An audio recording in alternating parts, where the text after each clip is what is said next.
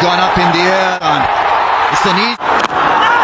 Again, appeal बहुत जोर से आउट।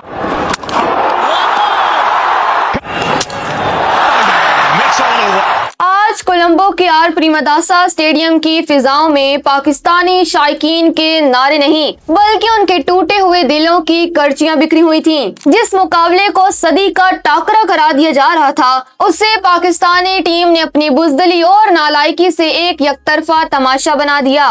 61 रन की ये जिल्लत आमिर शिकस्त सिर्फ एक हार नहीं है बल्कि उन तमाम दावों की नफी है जो बड़े बड़े इश्तहारात और सोशल मीडिया पर किए जाते हैं। जब पूरी कौम दुआएं मांग रही थी तब हमारे ये नाम निहाद सुरमा मैदान में भारत के सामने ऐसे ढेर हो रहे थे जैसे वो पहली बार बल्ला थामे खड़े हों। आज सवाल सिर्फ हार का नहीं है, उस बेहिसी का है जिसका मुजाहिरा उन खिलाड़ियों ने करोड़ों मदाहों के जज्बात के साथ किया है। अस्सलाम वालेकुम, आप देख रहे हैं एबी स्पोर्ट्स और मैं हूं आपकी मेजबान सादिया शेर। पाकिस्तान की बैटिंग लाइन का हालात किसी कच्चे मकान की दीवार जैसा था जो पहले ही बारिश में बह गई। साहबजादा फरहान जिन्हें बड़े बड़े दावों के साथ टीम में लाया गया वो हार्दिक पांड्या की गेंद पर 0 पर आउट होकर पवेलियन लौट गए। गोया वो सिर्फ पिच का मुआयना करने आए थे। साइम अयूब ने एक छक्का मारकर अपनी झूठी अना की तस्कीन तो की, लेकिन अगली ही गेंद पर जिस तरह जसप्रीत बुमराह को अपनी विकेट तोहफे में दी इसने उनकी जहनी पुख्तगी का पोल खोल दिया।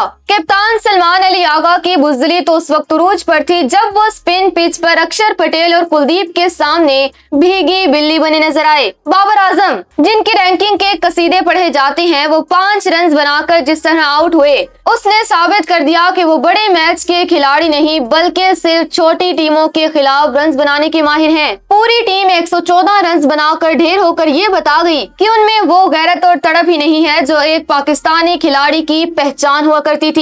हमारे बॉलर्स ने भी कौम को मायूस करने में कोई कसर नहीं छोड़ी। शाहीन शाह अफरीदी जो खुद को ईगल कहते हैं आज उनके पर ईशान किशन ने नोच डाले। पहले ही ओवर में छक्का खाना और फिर आखिरी ओवर्स में रंको सिंह से मार खाना शाहीन के करियर का सबसे बड़ा दाग बन गया है। शादाब खान की बॉलिंग में वो जादू खत्म हो चुका है।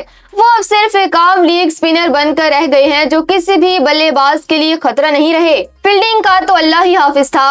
अहम मौके पर कैच छोड़ना और ग्राउंड में सुस्त रवि दिखाना ये जाहिर कर रहा था कि इन खिलाड़ियों को अपनी हार या जीत से ज्यादा शायद इस बात की फिक्र थी कि वो कैमरे में कैसे लग रहे हैं। 175 रन बनने देना इस पिच पर बॉलर्स की खुली नाकामी थी जहां गेंद टर्न हो रही थी और भारतीय स्पिनर्स ने हमारे बल्लेबाजों को तुगनी का नाच नचाया। भारत ने आज साबित किया कि प्रोफेशनल क्रिकेट क्या होती है। ईशान किशन की 77 रन की वो तूफानी इनिंग्स इन तमाम पाकिस्तानियों के मुंह पर तमांचा है जो समझते हैं कि वो दुनिया का बेहतरीन बॉलिंग अटैक रखते हैं।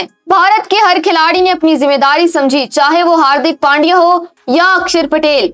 उन्होंने हमें बताया कि दबाव में कैसे खेला जाता है। दूसरी तरफ हमारे खिलाड़ियों का हाल ये है कि वो टॉस पर हाथ मिलाने से कतराते हैं लेकिन मैदान में अपनी कारकर्दगी दिखाने के काबिल नहीं हैं। 1-8 का ये रिकॉर्ड हमें पुकार पुकार कर कह रहा है कि हम क्रिकेट में भारत से मीलों पीछे रह गए हैं और इसकी सबसे बड़ी वजह इन खिलाड़ियों का तकब्बुर और क्रिकेट से दूरी है। पाकिस्तानी कौम अब इन बहानों से थक चुकी है। हमें वो खिलाड़ी नहीं चाहिए जो सिर्फ अपनी जाती रैंकिंग और इश्तहारात की फिक्र करते हैं। अब वक्त आ गया है कि इन तमाम ब्रांडेड खिलाड़ियों को टीम से निकाल कर डोमेस्टिक क्रिकेट की खाक छानने के लिए भेजा जाए। सिफारिश और पर्ची कल्चर का मुकम्मल खात्मा किया जाए वरना हम ऐसे ही जलील होते रहेंगे।